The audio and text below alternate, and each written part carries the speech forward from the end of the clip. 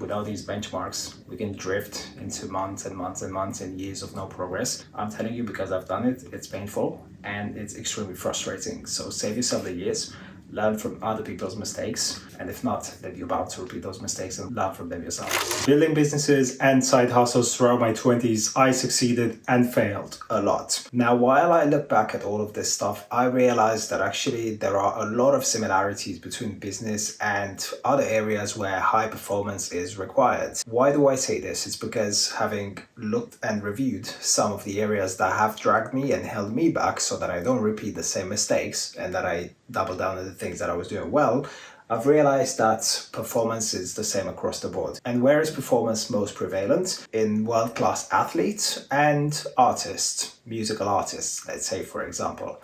Now, there are a few key ingredients that all of these possess. And if you do not, then chances are that whatever endeavor you're setting out to accomplish, it's going to take a lot longer if you're trying to do it all on your own. I'm speaking from personal experience. I realize in hindsight now, after having tried some of the things that I've been reluctant and apprehensive to try out, how much time and money it would have saved me. But that being said, I'm going to start with the first one, which is you need a coach. You need a mentor. Coaches and mentors come in all shapes and forms, and different people need different coaches. It's obviously very different to whatever you're trying to accomplish.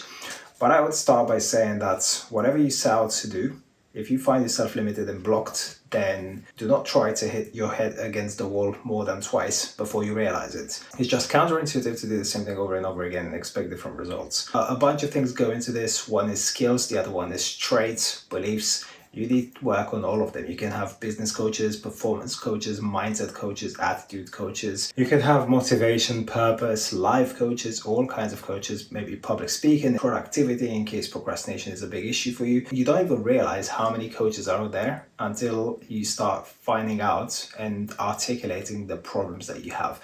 There's literally out there people that hire no-fap consultants, if you can believe it. That blew my mind the first time I saw that.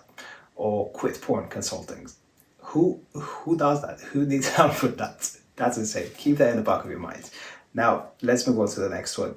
You need a manager. A lot of people think that they're strong-willed, that they're organized, that they're disciplined, and that they've got everything under control. I'll say this one thing to it though.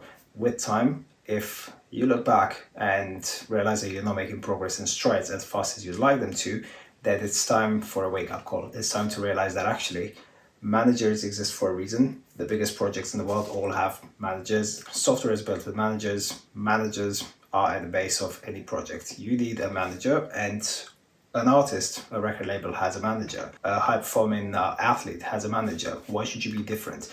Stop thinking that you can do it all on your own. If you are into that, I certainly am guilty of that, trying to figure out everything on my own, thinking that I'm independent and I guess free of needing people in my corner. Not true. Experience and time in the business, time and skin in the game teaches you that actually you do need backing. You need people in your corner, and the more expertise and talent and skill you have behind you to support you and to lift you up, the better off you are. You need accountability. You need someone to remind you what your goals are and keep you on track. And when you're playing mind games to yourself and rationalizing, a lot of this actually, in fact, everything I argue comes down to mind games, to how disciplined and how strict and honest you are with yourself. Wherever you've given your word that you're going to do something, how many times have you set out to, I don't know, go to the gym every day, to cook, to eat cleaner, something that requires daily discipline? And how many times did you find reasons why you didn't do it? If you're in sales, how many times did you talk yourself out of making the calls?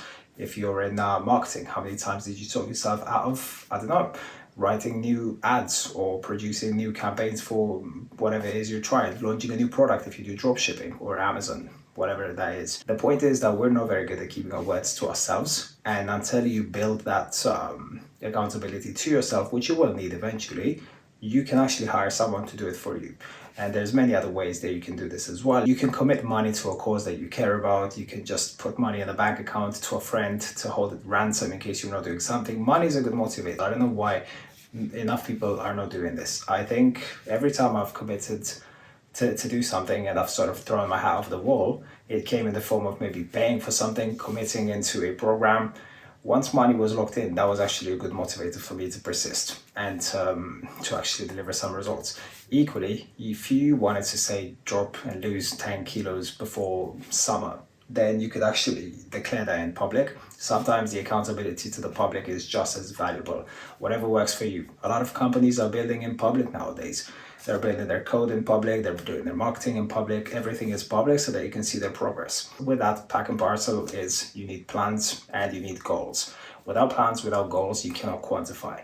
If it's not specific, if it's not measurable, if it's not actionable, time-bound, it's so easy to just get stuck in procrastinating, which I've mentioned before, or in all kinds of procrastination that is veiled as busyness. Busyness, that's not actually progress. That's not actually getting you to somewhere. If you say, and the reason why people don't put these goals in place is because they actually open you up to the prospect, the possibility of failure. If you say that you're going to achieve something by the end of the week, if you say you're going to lose weight by the end of the summer, if you say you're going to scale your business to a certain threshold, you're going to make new hires, and you don't, then now you have a measure of just how much exactly you've failed. And we hate to admit it, but that's just the name of the game. Without these benchmarks, we can drift into months and months and months and years of no progress. And I'm telling you, because I've done it, it's painful and it's extremely frustrating. So save yourself the years, learn from other people's mistakes. I'm sure you've heard it before from other people, and if not, then you're about to repeat those mistakes and learn from them yourself. The other thing to be said here is the Pareto principle. The reason why goals drift, the reason why we're not making progress towards wherever we're heading, towards whatever we want to achieve, is because of this law, Pareto's principle, which says that the demand for time available is going to extend to capture all of the supply. It's the same reason why when you have a deadline for a coursework, somehow you manage to actually fit it and get it done in the last 2-3 hours or however long you have available, and otherwise it just occupies the entire time available. If you're setting out every day or every week to just go about things in a random, haphazard way instead of with clear intentionality, then chances are you're just going to be busy the whole time. This is why the Pomodoro technique is so effective. If you're working with 20-minute bursts with extreme purpose and drive and intent, in those 20 minutes you can achieve so much more than just 3 hours of randomly working and tackling a bit here, a bit there, being on your phone, Instagram, taking breaks, all that stuff. These things are all intercorrelated, and the idea of having a manager, a coach, accountability coach, a mentor, a plan, goals and progress and points of reflection and review, they're all instrumental to this sort of performance space, whether it's in business, in your health, in your wealth, in your love, relationships, whatever core desires. There's just no progress without action. And the catalyst for action is at the intersection of all these things that I've just outlined now. So I would recommend that you look at your personal situation and find out which of these is missing.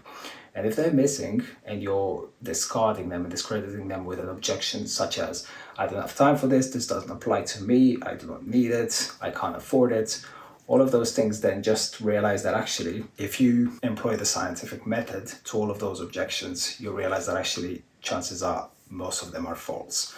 The fact that you don't have time, for example, to hire a coach or a mentor is just not realizing that the time that they're going to save you once they're in your corner is going to be asymmetrically larger. It's just going to be an incredible return on your investment. Same with money. If you think you can't afford a coach, then just realize that every day and every week and every year of not making progress without a coach is just going to keep you stuck at the level that you're at. Like Alex Hormozi says, if you're currently making 50K a year and you want to make $1 million a year, the cost of not making $1 million a year is 950K. So whatever the coach that can get you to that level is going to charge you is once again going to be a no-brainer when you realize it and put it into that kind of perspective. And really, I urge you to consider every single one of these elements and really find which areas you're kind of stuck in and dragging their feet. If it's productivity you're struggling with, if it's motivation, if it's finding a real passion and purpose and meaning out of it, then there's branches of coaching for each and every single one of them. And people tend to discard coaches, or at least I used to, and to think that they're fraud and that they're frauds and that they're selling stuff because they didn't succeed, or that they're just after your money and that they're scammers and all of that stuff.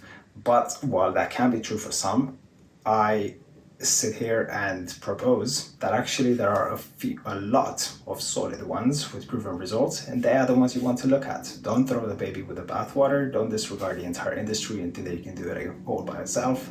Don't operate from these kind of beliefs that just won't serve you. Like, if you want to do one thing right, then you have to do it yourself. Yes, while they may be true in many instances, in a lot of situations you actually have to accept that there might be a bit of a trade-off if you delegate and if you put your trust in other people. Maybe they won't do it at the same intensity that you will do, but maybe you don't need to have that much control and grip over the situation.